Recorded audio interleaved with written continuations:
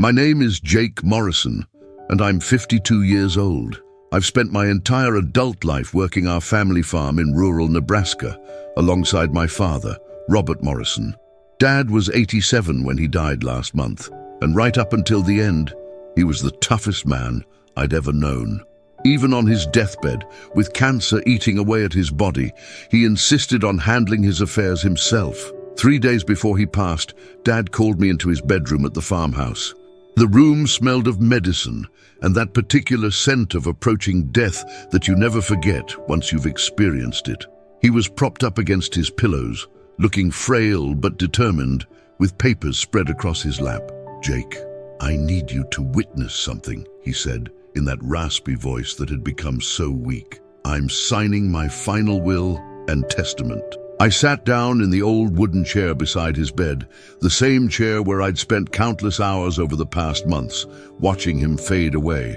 The will was typed on official letterhead from our family lawyer, Mr. Henderson. As expected, it left the farm, the house, and all assets to me as the eldest son. My younger brother Tommy, who had moved to California 20 years ago and rarely visited, would receive a modest cash inheritance. "Dad, you don't need to explain anything," I told him.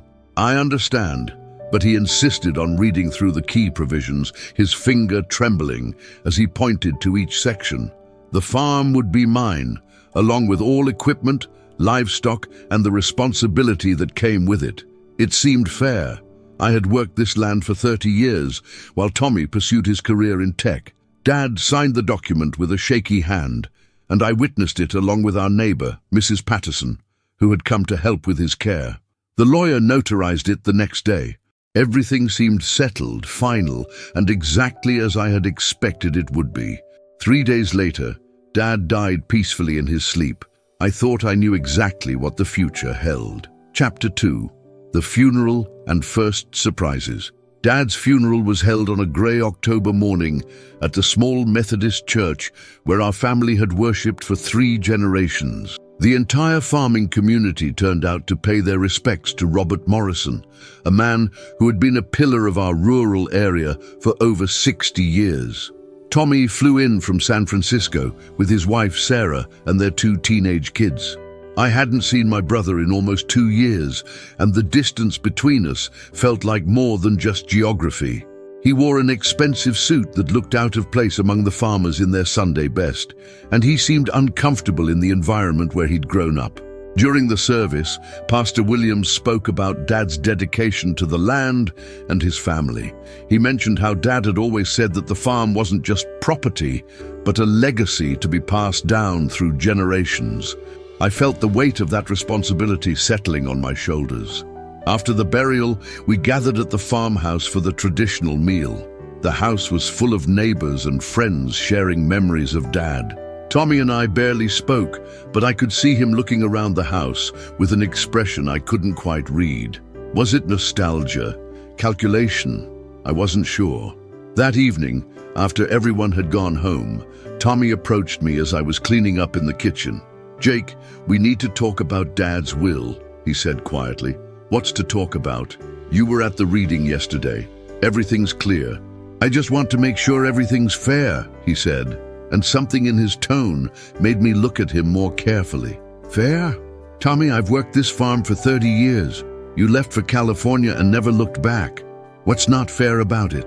He didn't answer directly, but I could see wheels turning in his mind. That night, I went to bed thinking our family drama was just beginning. Chapter 3. Cleaning out the barn. The week after the funeral, I began the overwhelming task of going through Dad's belongings. The farmhouse was filled with 87 years of accumulated possessions, but it was the barn that held the most memories and the biggest challenge. Dad had been a pack rat when it came to farming equipment and supplies. The barn was crammed with tools dating back to the 1940s, old machinery parts, and countless containers of bolts, screws, and hardware that he insisted might be useful someday. I'd been putting off this job for years, but now it couldn't be avoided. I started with the main area of the barn, sorting through equipment and deciding what was worth keeping versus what should be sold or donated. The work was physically demanding, but also emotionally draining. Every tool, every piece of equipment held memories of working alongside Dad. Tommy had returned to California, claiming he needed to get back to work, but I suspected he just couldn't handle the emotional weight of going through Dad's things. That left me to handle everything alone, which honestly felt appropriate, given that I was the one who would be continuing the farm's operation. On the third day of cleaning, I reached the back corner of the barn where Dad kept the old feed bins. These were large wooden containers that hadn't been used for actual feed in decades, but Dad had converted them into storage for various farm supplies. Most were filled with old seed packets, fertilizer samples, and other agricultural odds and ends. As I was emptying the largest bin, my hand hit something unexpected at the bottom. Instead of the usual collection of small items, I felt a large envelope, thick and substantial, wrapped in plastic. It was wedged tightly into the corner of the bin, almost as if it had been deliberately hidden. I pulled it out and saw my name written on the outside in Dad's distinctive handwriting, for Jake Morrison, to be opened only after my death. Chapter 4. The Hidden Document. My hands were shaking as I carefully opened the plastic wrapping around the envelope. Inside was a thick document that looked official, with the same letterhead as the will we had read after Dad's funeral. But as I began reading, I realized this was a completely different will, dated 5 years earlier than the one Dad had signed on his deathbed. This will told a completely different story. Instead of leaving everything to me, it divided the farm equally between Tommy and me. The house would remain mine since I had been living there and caring for Dad, but the land, equipment and livestock would be split 50-50. There was also a provision for a trust fund that would ensure the farm remained in the family and couldn't be sold without both brothers agreeing. But that wasn't the most shocking part. At the bottom of the will was a sealed letter addressed to me personally. With trembling fingers, I opened it and began reading Dad's familiar handwriting. Jake, if you're reading this, it means I'm gone, and you've found what I hoped you would find. The will I signed before my death was not my true final wishes. I was pressured into changing it, and I want you to know the truth about what really happened. I had to sit down on an old hay bale to continue reading. Dad's letter went on to explain that he had always intended for the farm to be shared between Tommy and me, despite Tommy's absence.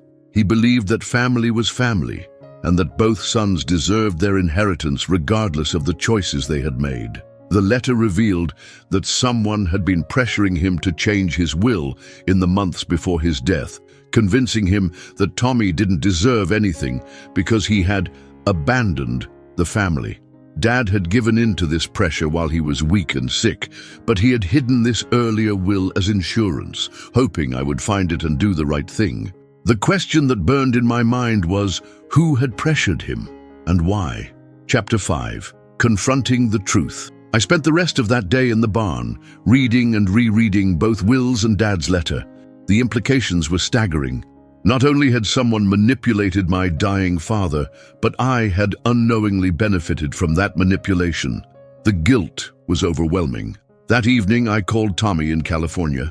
When he answered, I could hear the sounds of his family in the background, normal life continuing while my world had been turned upside down.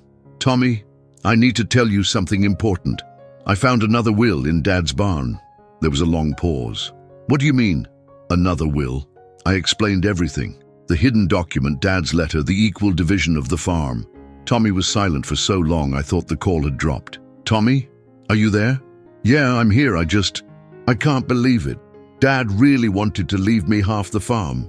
According to this will, yes. But Tommy, there's something else. Dad says he was pressured into changing his will. Someone convinced him to cut you out. Who would do that? That was the question I had been dreading. As I thought about who had access to Dad during his final months, who had been around him regularly, one name kept coming to mind. Mrs. Patterson, our neighbor, who had been helping with Dad's care and had witnessed the final will. I think I know who it was, I said quietly. but I need to be sure before I make any accusations." Tommy was quiet for a moment. "Jake, what are you going to do? Are you going to honor this earlier will?" It was a fair question, and one I had been wrestling with all day. Legally, the later will would probably take precedence, but morally, I knew what Dad really wanted. And despite our differences, Tommy was my brother. "I'm going to do what's right," I told him, "but first I need to find out exactly what happened." Chapter 6. Mrs. Patterson's Secret.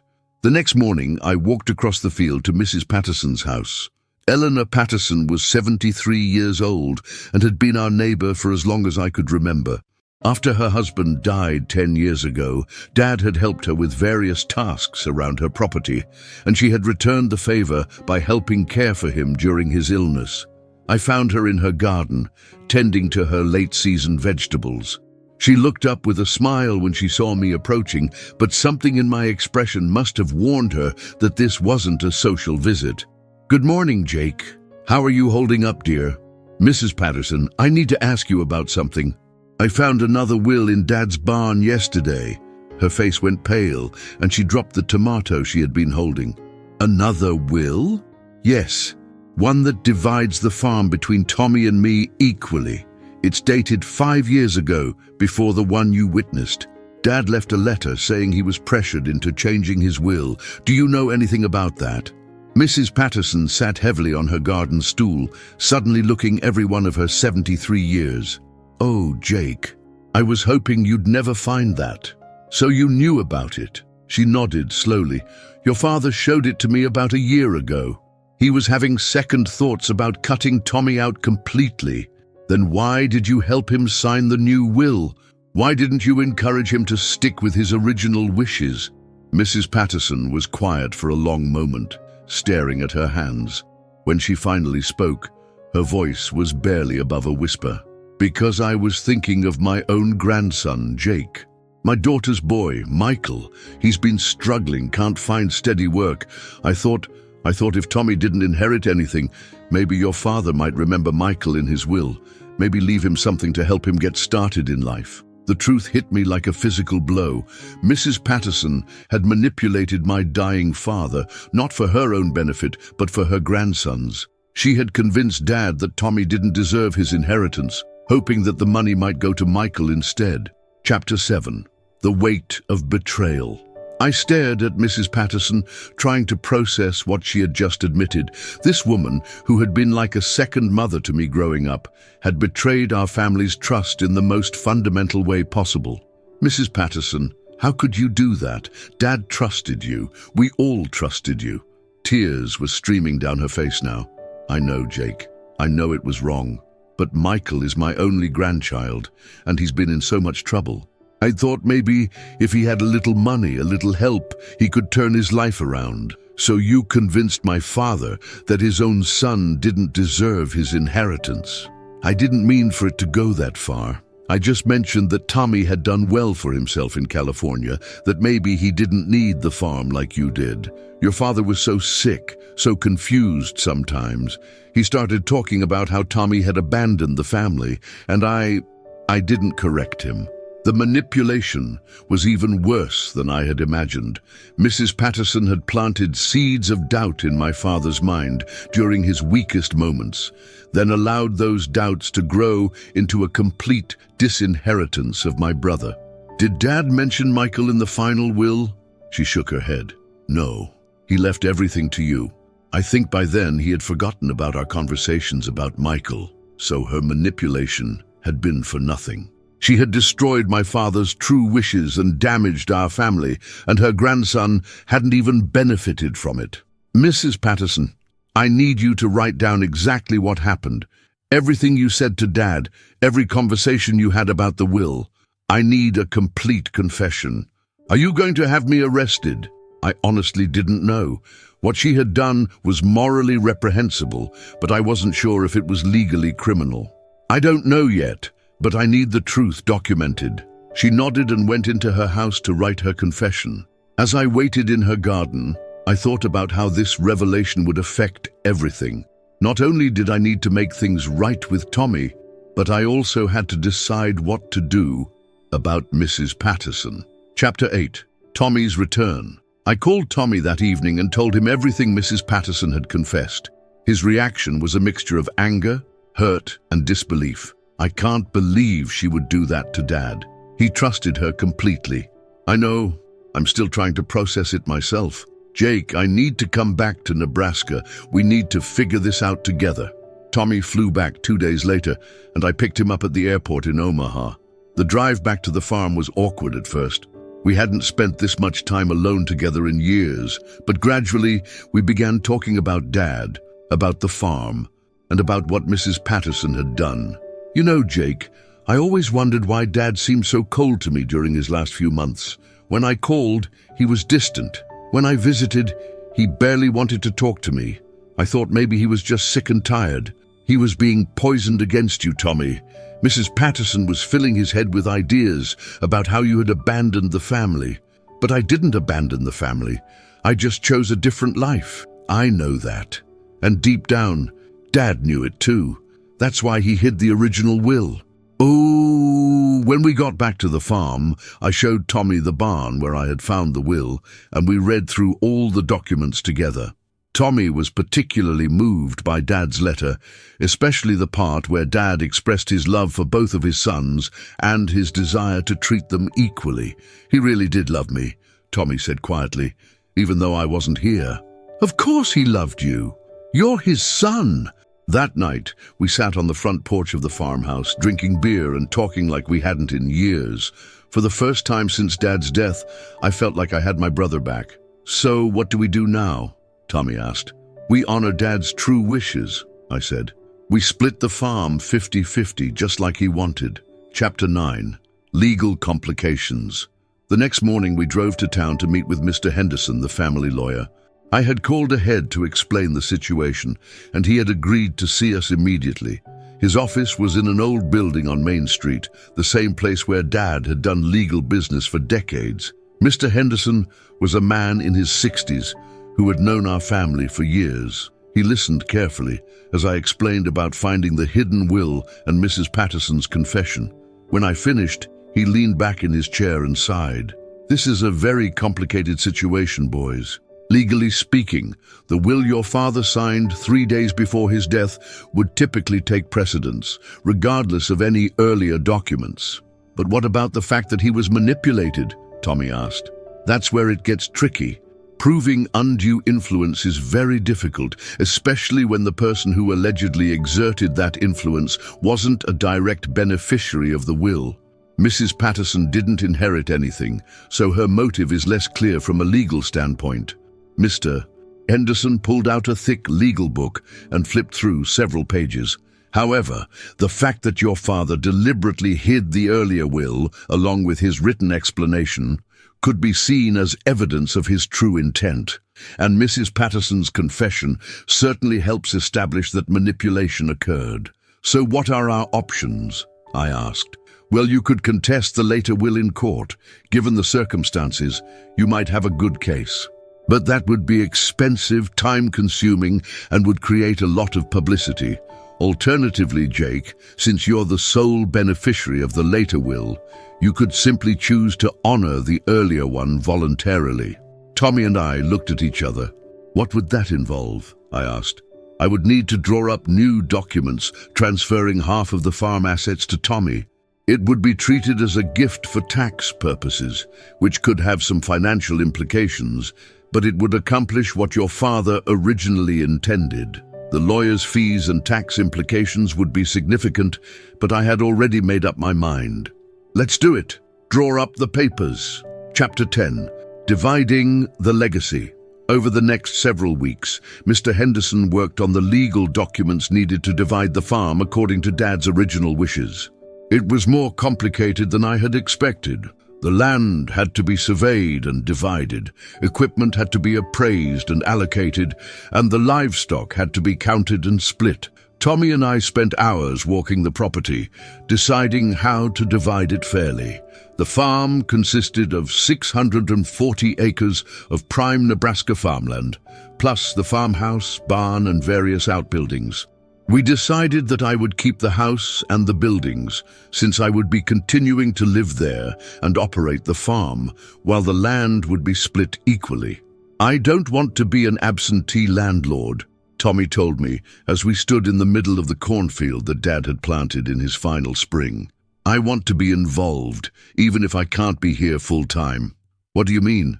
"I've been thinking about this a lot, Jake. Maybe it's time for me to come home. Not permanently, but more often. Sarah and I have been talking about buying a place here, maybe spending summers in Nebraska." This was more than I had dared to hope for. "You'd really consider moving back?" "Not moving back exactly, but being here more. The kids are in high school now, and they barely know their grandfather's legacy. Maybe it's time they learned about farming, about where they come from." We also had to deal with the practical aspects of running the farm. Tommy's half ownership meant he would be entitled to half the profits, but he would also be responsible for half the expenses and debts. We agreed that I would continue to manage the day-to-day operations, while Tommy would handle the business and financial side from California.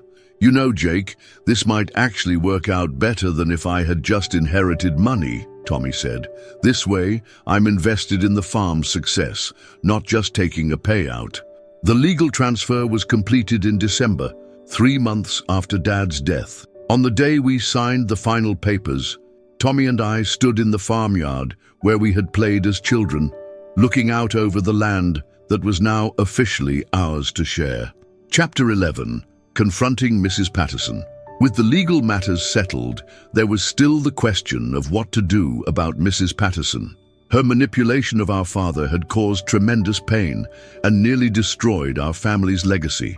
Tommy and I had discussed it at length, and we had decided we needed to confront her one final time.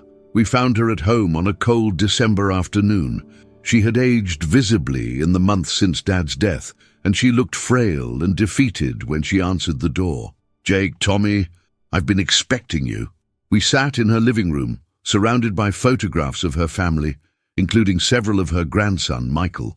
The irony wasn't lost on me that her attempt to help him had ultimately accomplished nothing. "Mrs. Patterson, we need to know exactly why you did what you did," Tommy said. "We need to understand." She was quiet for a long moment, then began to speak in a voice that was barely above a whisper. "Michael got arrested again last month, drug possession. He's looking at jail time now, and I keep thinking that if I had just minded my own business, maybe your father would have left him something that could have helped him get a good lawyer." "Mrs. Patterson, Dad never would have left money to Michael," I said gently. "He barely knew him. You manipulated Dad for nothing. I know that now, but at the time, I was desperate. Michael is all I have left of my daughter, and I've watched him make mistake after mistake. I thought maybe if he had a little financial security, he could get his life together." Tommy leaned forward. "Mrs. Patterson, what you did was wrong. You took advantage of a sick elderly man. You turned him against his own son. Do you understand how much damage you caused?" She began to cry. I know it was wrong. I've barely slept since your father died. I keep thinking about how disappointed he would be if he knew what I had done." "He did know," I said. "That's why he hid the original will. He figured out what you had done, and he tried to fix it." We sat in silence for several minutes. Finally, Tommy spoke. "Mrs. Patterson, we're not going to press charges, but we can't have you in our lives anymore. You betrayed our family's trust in the worst possible way." She nodded, tears streaming down her face. "I understand. I'll put my house up for sale. I can't stay here knowing what I've done." As we left her house, I felt a mixture of sadness and relief. Mrs. Patterson had been part of our lives for so long, but her betrayal had changed everything. Some bridges, once burned, can never be rebuilt. Chapter 12. A new partnership. Spring came early to Nebraska that year, and with it came new beginnings. Tommy had kept his word about being more involved in the farm. He flew out from California once a month, and we had long phone conversations every week about crop planning, equipment purchases, and financial decisions. True to his word, Tommy and Sarah had also purchased a small house in town, and they planned to spend the entire summer in Nebraska. Their kids, who had initially been reluctant to leave their friends in California, were actually excited about the prospect of learning to farm. "You know, Jake, I never realized how much I missed this place until I started coming back regularly," Tommy told me as we walked through the fields one morning in May. "There's something about this land that gets in your blood." Dad always said that. He used to tell me that once you're a farmer, you're always a farmer, no matter where life takes you. We had also made some changes to honor Dad's memory. We had planted a small grove of oak trees near the farmhouse, and we had installed a bench where we could sit and remember him. On the bench was a plaque that read, "Robert Morrison, a man who loved his land and his family equally." The farm was thriving under our joint ownership. Tommy's business background had helped us streamline our operations and improve our profit margins, while my hands-on experience ensured that the day-to-day work was done efficiently. We had found a balance that worked for both of us. "I've been thinking about something," Tommy said as we sat on Dad's memorial bench one evening. "What if we started a scholarship fund in Dad's name? Something for kids from farming families who want to go to college but stay connected to agriculture." "I think Dad would love that," I replied. "He always believed in education, but he also believed in staying true to your roots." We had learned that family wasn't just about blood. It was about respect, understanding, and working together toward common goals. Dad's hidden will had given us more than just a fair division of property. It had given us back our brotherhood. Chapter 13. The True Inheritance. A year after finding Dad's hidden will, Tommy and I were sitting on the front porch of the farmhouse, watching the sunset over the cornfields. It had been a good year. The crops were healthy, the farm was profitable, and our family was stronger than it had been in decades.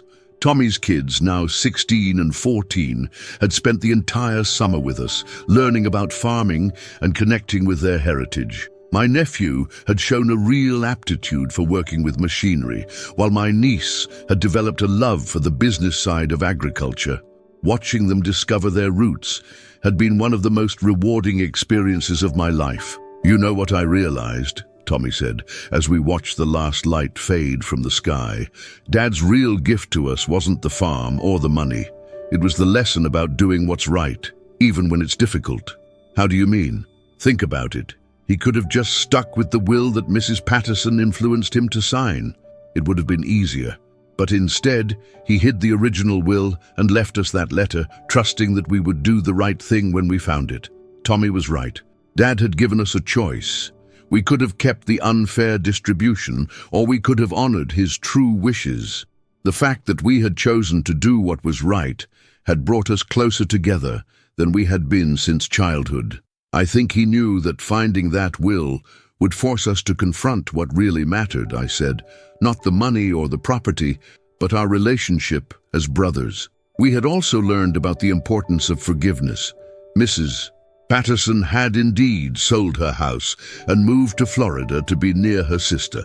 Before she left, she had written us a long letter apologizing again for what she had done and expressing her hope that we could find peace. We had written back, telling her that while we couldn't forget what had happened, we forgave her and wished her well. The farm that Dad had built was now truly ours, not just legally, but emotionally and spiritually. We had earned it not just through inheritance, but through the choices we had made and the way we had handled the crisis that Mrs. Patterson's manipulation had created. As we sat there in the gathering darkness, I thought about Dad's letter and his hope that we would do the right thing. We had done more than that. We had discovered what it really meant to be a family. The hidden will in the old feed bin had changed everything, just as the title promised. But the most important change wasn't in the legal documents or the property division. It was in the relationship between two brothers who had found their way back to each other through the wisdom of a father who loved them both equally. Thank you for listening to this story about family, inheritance, and the power of doing what's right. I hope it touched your heart and reminded you of the importance of family bonds. Please take a moment to write in the comments below and let us know where in the world you're listening from. We love hearing from our global audience. And if you enjoyed this story, please subscribe to our channel for more real-life tales that will move and inspire you. Until next time, remember that sometimes the most valuable inheritance isn't money or property, but the lessons our loved ones leave behind.